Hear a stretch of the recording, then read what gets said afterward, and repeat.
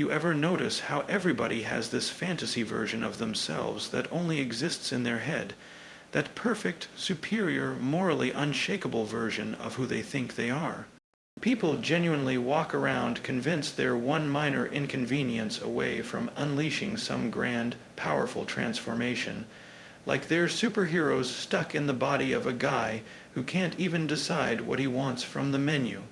But it's amazing because in their mind, they're the kind of person who, if all the rules disappeared, would suddenly start living with clarity, purpose, and a kind of majestic self-importance. Like if they woke up tomorrow and the universe quietly whispered, "Hey, everything is legal now." They think they'd become this enlightened, decisive, confident being who finally takes control of their life. Meanwhile, the same person can't even take control of a dishwasher. People love power in theory. They're obsessed with the concept of perfect freedom. It's such a seductive idea that we've all entertained at least once. The moment life annoys you, boom, there's the fantasy. You're stuck behind someone who's moving so slow you start wondering if they're paying rent on the air in front of them. And instantly, your brain goes, "If I were truly free right now." And the rest of that sentence is usually nonsense. Not evil nonsense, just dumb nonsense, petty nonsense, the human kind, the kind that doesn't make you dangerous, it just makes you extremely honest. But that's what people think they do with perfect freedom. They imagine power turning them into these bold creatures who take decisive action, make big choices, change the world, fix everything, finally live like the main character. But the truth is, most people, if they got perfect freedom, would spend the first 12 hours walking around in circles going, "So, what do I do?" Because the moment consequences disappear, you suddenly realize how dependent you are on them to structure your entire personality. Without consequences, people's brains would collapse like a folding chair from a thrift store. You ever see someone at a restaurant try to decide between two appetizers? That's who people truly are. They think without rules they'd become warriors. No, they'd become confused toddlers with anxiety. Everyone believes they'd handle ultimate freedom with grace. I'd stay calm, I'd think rationally, I wouldn't abuse anything. Buddy, you lose control of your whole life the moment someone puts unlimited breadsticks in front of you. You're not built for absolute power, you're barely built for carbs, but that fantasy is strong. People see themselves as these polished, powerful creatures waiting for permission to rise. They think they would handle perfect freedom by finally saying all the things they've held in for years. They imagine themselves walking into work like, "I finally get to say what I want." And then the moment they open their mouth, they freeze because they suddenly realize they've never actually rehearsed this part. All they've ever done is rant to themselves alone in the car, and in that moment of freedom, all that comes out is, "So, how's everyone doing?" Everyone imagines they'd handle freedom with drama. Like they'd step into the street with slow-motion wind blowing through their hair as the universe bows to their authority. Instead, they'd immediately trip over a curb because power doesn't make you coordinated. You'd be the most dramatic person alive with the balance of a baby deer on a waxed floor. And you know who has the most intense fantasies, the quiet ones, the polite ones, the ones who let people cut in front of them in line and then whisper "it's fine," with tears in their eyes. Those are the ones who think perfect freedom would turn them into these unstoppable forces. But if you gave them even one moment of true power, they wouldn't use it. They'd apologize to the air for taking up too much freedom. "Sorry, I didn't mean to be this powerful in your direction." There are people who genuinely believe they'd use perfect freedom to create order. They have this dictator in their own mind energy. They think they'd create a better world by making everyone follow their personal list of annoyances. You ask them what they do with perfect freedom, they don't hesitate. "I would fix society." Really, this is coming from a person who can't fix their Wi-Fi. Meanwhile, the rest of us have very simple, stupid fantasies. Like imagining a world where we can finally communicate in the most honest possible way. You know how great that would be. You go to the grocery store, someone stands in the middle of the aisle like they're posing for a Renaissance painting. And instead of politely waiting behind them like an underpaid ghost, you could just say, "Move your cart. I believe you're blocking the entrance to oxygen." And everyone would just accept this as normal communication. That's the kind of freedom normal people fantasize about.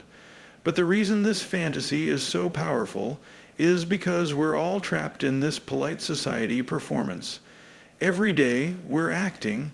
People are basically unpaid improv actors pretending to like things, pretending to be patient, pretending they don't want to scream when someone takes 20 minutes to count coins at a register. Society is held together by the thinnest, flimsiest performance imaginable. And we all know it. People pretend they're moral, righteous beings, but the truth is they're one bad day away from yelling at a toaster. Picture someone in their kitchen, alone. They drop a piece of bread. Their entire moral compass collapses instantly. You hear them muttering, of course this would happen to me. Why wouldn't it? They're blaming the universe for a carbohydrate falling 2 feet. This person thinks they'd handle perfect freedom. This person thinks they'd become a visionary leader of the new world. No, they'd forget to eat lunch until 4 p.m. and wonder why they feel dizzy.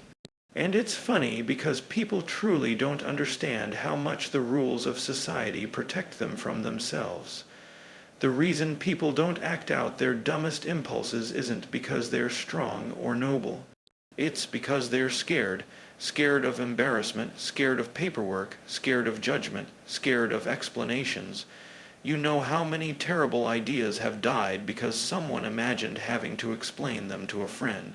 People will literally stop themselves mid-impulse because they picture someone going, "Why would you do that?" And they don't have an answer. But if everything was allowed, if suddenly there were no consequences, do you know what would happen? People wouldn't suddenly come alive, they'd suddenly get exposed. Their real personalities would fall out of them like junk from an overstuffed closet. You'd see who people actually are without the shield of rules.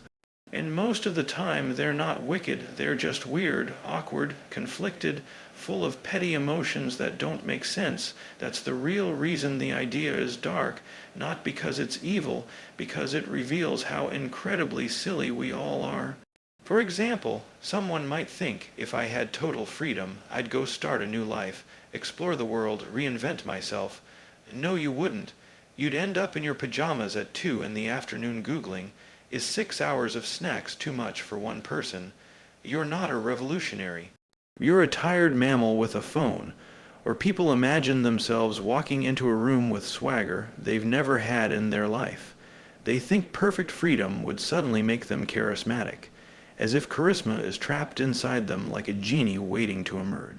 Meanwhile, the last time they tried to flirt, they said thanks, you too, when the waiter told them to enjoy their meal. People say, if there were no rules, I'd finally be myself. No, you'd finally realize you have no idea who that is. Everyone thinks they're deep until you remove the structure around them, and then their personality defaults to snacks and confusion. Freedom sounds powerful, but it's actually terrifying. Structure keeps you from discovering what an emotional soup you truly are inside. Without rules, you'd overthink everything. You'd panic trying to decide what to do first. People think chaos is exciting. No. Chaos is standing in your living room going, do I start reinventing society now or after lunch? And then deciding to nap because no one's supervising. And the funniest part is that we fantasize about perfect freedom like it would only apply to us. Like everyone else would stay exactly the same. That's the fantasy. You get the power. You get the freedom. Everyone else stays predictable and boring. That's the only way the fantasy works, because if everyone gets freedom, oh no, no one likes that fantasy. People go, well, not them. They can't handle it. And the irony is, they're saying that while holding a broken phone they've dropped 12 times in 1 week, but it's human, it's relatable, it's honest, because deep down we all know the truth. We want perfect freedom, not to do big things, but to do dumb things comfortably, to be petty without guilt, to express irritation without consequences, to say something honest without worrying about how it sounds. That's the real fantasy, not violence. Not domination, just comfortable honesty, the ability to react to life with a full range of human ridiculousness. Imagine living in a world where you could finally say what you mean without softening it. Like someone asks you how your day was, and instead of saying fine, you could say it was terrible and 3 of the reasons are sitting in this room. That's the dream, that level of liberty, that level of emotional clarity. But no matter how much we pretend we be powerful with perfect freedom, the truth is we're all too human, too clumsy, too confused, too emotionally dramatic to handle anything like that. People don't want freedom. They want the idea of freedom, the fantasy version where they become their best self while everyone else becomes more manageable, and that's why imagining perfect freedom is so funny, because it holds up a mirror. And what we see isn't darkness, it's absurdity, our own petty little thoughts, our unfiltered reactions, our frustrated impulses, the tiny sparks in our brain that never see daylight because society has walls around them. And the moment you imagine those walls coming down, you realize how wild, how messy, how brilliantly ridiculous people really are. And that's exactly why we love imagining it, because the scariest part of perfect freedom isn't what we'd do. It's what we'd finally admit. That's the real punchline. You ever realize how every single person, no matter how gentle or polite or soft spoken they seem, has a secret playlist of thoughts in their head that they absolutely never say out loud? Not because those thoughts are evil or monstrous or dangerous. No, nothing like that. Just because they're too honest, too real, too embarrassing. Too revealing of the ridiculous, impulsive, chaotic, tiny annoyances that live inside the human brain like a hyperactive squirrel that hasn't slept since 1998. That's the real dark side of people, not harm. Not danger, just raw, unfiltered pettiness mixed with emotional overreaction. It's incredibly funny when you actually think about it. Everyone walks around acting like a thoughtful, rational adult. But inside they have these tiny, stupid, emotionally unstable moments where a single minor inconvenience turns them into a dramatic opera singer in their own mind. Like when someone taps you on the shoulder just a little too hard, not enough to do anything, not enough to matter, just enough that your brain goes, well, I don't know who you think you are, but I hope you trip slightly on a carpet later, not fall, not get hurt. Just that annoying little stumble that ruins your dignity. That's the level of darkness the average person has. Micro, darkness, budget darkness, discount, store darkness. No one's walking around with a supervillain mind. They're walking around with thoughts like, I hope this guy gets exactly the amount of inconvenience he has earned. Or when you're walking behind someone who's moving so slowly that your brain starts narrating like a nature documentary. Here we see the majestic slow walker in their natural habitat, completely unaware of time, space, and the other 6 billion humans trying to live life at a reasonable speed. You don't want to hurt them. You're just screaming internally, why are you walking like you're on a sightseeing tour of the floor tiles? But you never say that out loud, because society demands you swallow every natural human reaction and replace it with the most robotic sentence possible. Excuse me? And even then you whisper it. You whisper it like you're asking them to keep a secret, because humans don't handle confrontation well, even small confrontation, especially small confrontation. People would rather explode inside their own body than tell someone to move 2 inches to the left. And the funniest part is when someone cuts you off in line, not physically, not violently, just shifts their body at the exact nanosecond that creates confusion about whose turn it is. And you start rehearsing a dramatic monologue in your head like you're preparing for a courtroom scene. Well, technically, I arrived before this individual, therefore by the natural laws of the universe, I believe I am entitled to the position originally occupied by. And then you get up to them and all that comes out is, oh, no, it's okay, you can go, no problem. Meanwhile, your brain is in the background yelling, it is a problem. That's the thing. Everyone has these thoughts, everyone. People love pretending they don't. They walk around with this, oh, I'm a calm person, nothing bothers me, I am at peace energy. Meanwhile, you move their mug 2 inches on their desk and their soul leaves their body. They'll smile at you on the outside, but inside they're narrating your entire personality like a therapist taking notes. Wow, that was an interesting choice they just made, very bold, very chaotic, very unforgivable. And don't even get me started on the tiny social interactions, Those are where the real unspoken chaos lives. You ever hold the door for someone and you think they're close enough, but then you realize they're actually 27 miles away, but now you're committed.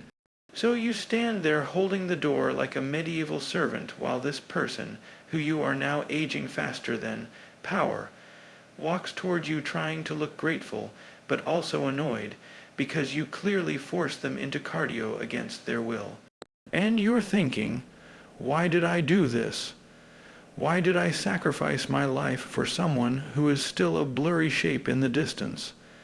But you keep holding it, because you made a choice, and society won't let you bail out. Humans don't bail out gracefully. They commit to the bit until it kills them emotionally. People pretend they're above this stuff, but the truth is, if someone doesn't wave when you let them merge in traffic, your brain immediately goes into Shakespeare mode. Ah, so we live in a world without gratitude, a world without manners, a world where my act of kindness goes unacknowledged by this creature. And you're not truly angry, you're theatrically angry. You're angry like a 19th century poet writing a letter by candlelight. You don't want revenge, you want closure. You want the universe to send you a handwritten apology that says, "Our bad, that guy was a mistake." We all get annoyed by the dumbest stuff. If someone takes too long picking out fruit at the grocery store, you stand behind them acting like they're negotiating a hostage release. Just choose a mango, man. It's not your soulmate. You don't need to interview it.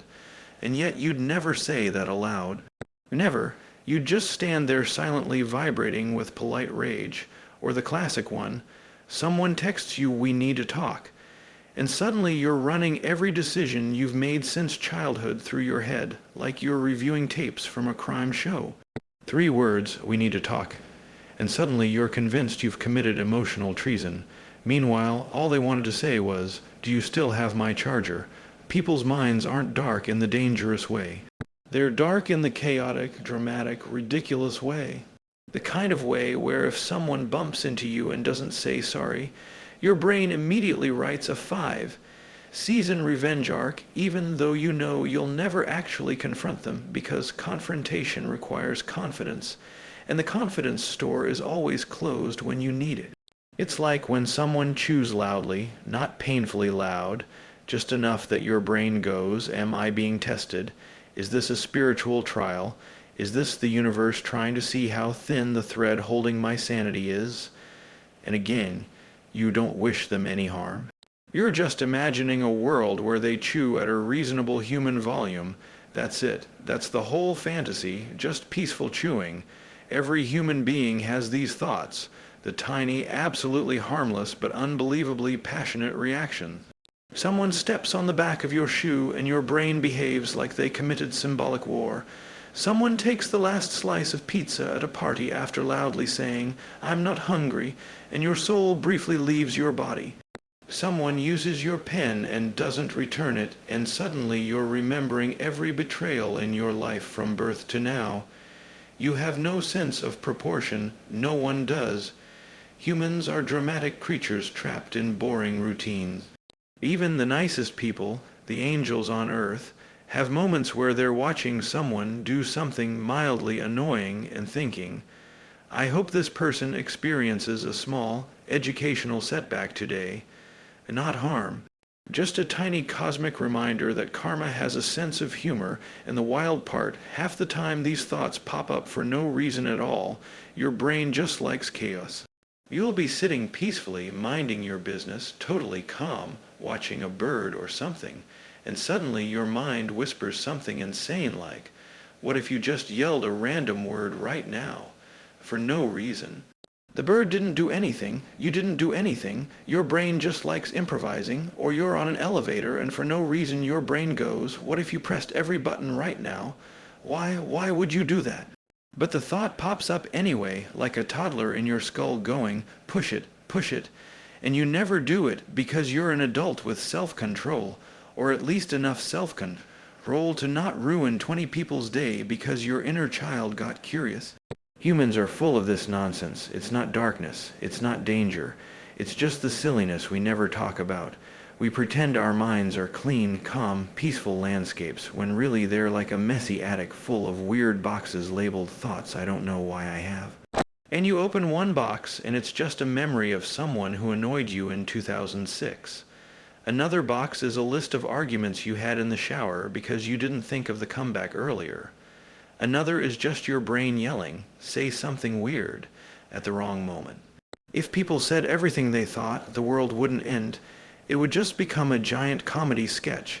Everyone bumping into each other, apologizing, oversharing, reacting emotionally to things that don't matter. Imagine if everyone suddenly stopped filtering. You'd be at a restaurant and someone would say, "How's the food?" And instead of saying, "It's good," you'd say, "It's fine, but honestly I'm only eating it because I don't want to cook tonight and I'm emotionally tired." You'd be in a meeting and someone would ask for feedback, and instead of pretending you care, you'd say, "I don't know why this meeting exists, and I think we should all be napping right now." Your friend asks how you're doing and you say, "I'm all right, but 3 people annoyed me today and none of them did anything wrong." That's how honest humans really are inside. That's why these thoughts stay inside. Not because they're evil, because they're stupid, because they're hilarious, because they reveal how deeply emotional, frustrated, and dramatic we are over the smallest things. Humans aren't dangerous. Humans are adorable, conflicted, hypersensitive, petty, passionate about tiny grievances that don't matter at all in the grand scheme of life, but feel like the universe personally challenging them in the moment. And the truth is, the only reason we think these thoughts are dark is because we're afraid to admit how silly we truly are. The real darkness isn't violence. It's the inner chaos of a person who gets emotionally overwhelmed by someone talking too loudly on speakerphone. The real darkness is hearing someone breathe next to you and thinking, "I hope this person develops an awareness of their respiratory volume." The real darkness is wanting someone who annoyed you to experience something mildly humbling like spilling a little water on their shirt. That's the comedy of being human. We pretend we're composed. We pretend nothing gets to us. But inside, we are full of little storms that blow through our head 20 times a day for reasons that would make no sense on paper. And that's the funniest truth of all our darkest thoughts aren't really dark. They're just human. You ever notice how people talk about society like it's this sturdy, well-built machine? Like everything is held together by carefully engineered systems, years of planning, and deep wisdom passed down through the ages. But it's not. Not even close. Society is basically a wobbly table held up by one short leg, 2 napkins, and blind optimism. And humans walk around acting like this whole thing is rock solid, like we're protected by rules, routines, standards, whatever those are. But if you actually look closely at how people behave day to day, you realize this whole structure we call civilization could collapse if someone sneezed too aggressively. Now imagine if for just one day all the rules disappeared, not because something dangerous was allowed, just because there was suddenly no one left to enforce the dumb stuff, like social expectations, politeness, that unwritten law that says don't cut the line at the coffee shop or society will judge you. You take away those tiny, invisible forces that keep people pretending they have it together, and it wouldn't take a week or a day or even an hour for society to fall apart. It would take 10 minutes. Maybe 8.5 if someone spilled coffee. People like to think consequences are the only thing keeping the world functioning, but really what keeps the world going is embarrassment, fear of looking stupid, fear of someone judging you. That's it. Humans behave because they don't want a stranger at the grocery store thinking, "Why is this guy like this?" Shame is the glue. You remove shame for 10 minutes, and suddenly humanity starts acting like raccoons trying to open a trash can. Imagine someone wakes up, realizes nothing matters for the day, no rules apply, and the first thing they do isn't profound. They don't meditate on existence. They don't seek enlightenment. They don't help anyone. No, the very first thing they do is eat breakfast with their bare hands while standing on the couch. That's the level of chaos humans default to. The only reason people eat normal at all is because someone might see them. If you put most people alone in a room with a sandwich, they become cave creatures. People think they're moral because they don't do wild stuff. No, people don't do wild stuff because there's paperwork involved. Paperwork is humanity's weakness. You want to stop someone from doing anything, all you have to say is, there might be forms. Watch how quickly their ambitions die. Someone says, I'm going to start a business. And then they see the tax documents and immediately decide, actually, I think my purpose in life is to take naps. But imagine a world where every uncomfortable thing disappears. No judgment, no forms, no consequences. People would lose their minds. People would start arguing about the stupidest things. You think the world's problems would rise? No. It would be people fighting over shopping carts, people demanding, why does this person breathe so loudly? People crying because someone took their parking spot even though there are 12 identical spots 10 feet away. Humanity's priorities are so fragile that if you take away the tiny shame that keeps people polite, they explode into pure, raw inconvenience energy. Picture standing in a grocery store. If the rules vanished, do you know what would happen? People wouldn't go wild in a dramatic way. They would go wild in the dumbest way possible. Someone would start opening cereal boxes just to taste them. Another person would rearrange the vegetables into faces for no reason other than I felt like it. Someone else would be riding the shopping cart like it's a skateboard. And the only reason we don't see this every day is because we all silently signed a contract to pretend we're normal. And the moment that contract disappears, the whole world becomes a daycare center run entirely by toddlers with adult bodies. Because people don't realize how dependent they are on the fragile illusion of order.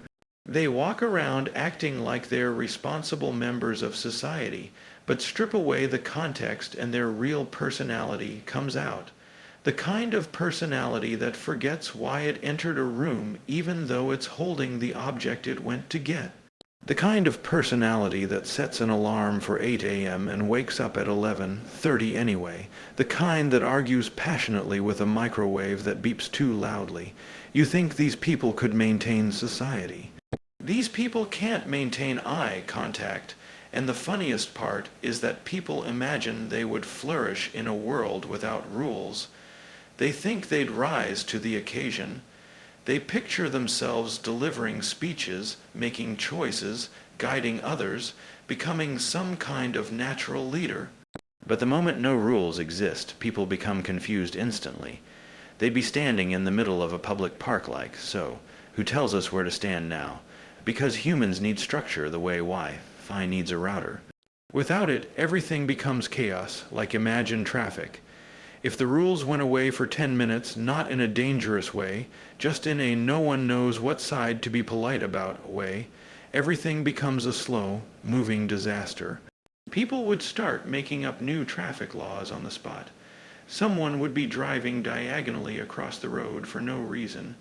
Someone else would stop in the middle just to check if they left their stove on, even though the stove is off and they know it's off, but they still have to check again. That's humanity, a swirling hurricane of hesitation and confusion masquerading as functioning adults. It's hilarious imagining how quickly the everyday routines would crumble. Do you know how many people would show up late to work if there were no expectations for punctuality? Everyone, every single person, the only reason people show up on time is fear of social disappointment, not responsibility. If someone wasn't afraid of hearing, "You're late again," they'd wake up at 3 p.m. and say, "I needed this," and don't pretend you'd be better. No one would. Even the most organized person alive, the one who has color, coded planners and labeled containers, would fall apart instantly. They'd wake up, look at their chart of daily goals, realize none of it matters for the day, and within minutes they'd be lying on the floor eating cheese directly from the block. People are held together by responsibility the way an old phone is held together with tape. Remove the tape and suddenly all the pieces scatter. That's what would happen to society in under 10 minutes if expectations disappeared. You ever watch a group of people waiting for an elevator? They stand there like professional statues, all pretending they're not judging the person who pressed the button, even though they were planning to press it too. Now imagine if that little rule vanished. Imagine if everyone acted how they want to act. Someone would press all the buttons, someone would press none. Someone would stand there repeatedly hitting the button like it's going to make things faster. Someone else would walk away mid, wait because they got bored. The group would disintegrate instantly. The concept of waiting politely would evaporate. It's funny how people think society is strong because of laws or government or big systems. Nope, society is strong because everyone mutually agrees not to freak out at the same time. That's it. If even half of the population stopped pretending for 10 minutes, we'd be living in emotional confetti. And let's be honest, the world is already held together by the most fragile form of cooperation imaginable, customer service. Without customer service workers acting as unpaid emotional counselors for millions of people every day, humanity would collapse before lunch. Imagine if customer service reps weren't required to be nice. Oh, it would be over. Someone calls asking why their bill is $8 higher, and instead of the calm, trained response, the rep just says, "I don't know, man, life is expensive." That's it. Society collapses, and think about group projects, at work, at school, anywhere. You remove the rules, you remove accountability, you remove the polite pressure to look functional, and immediately everyone reveals their true nature. They do nothing. Absolutely nothing. They sit there with a pen, tapping it dramatically, saying things like "I'm thinking."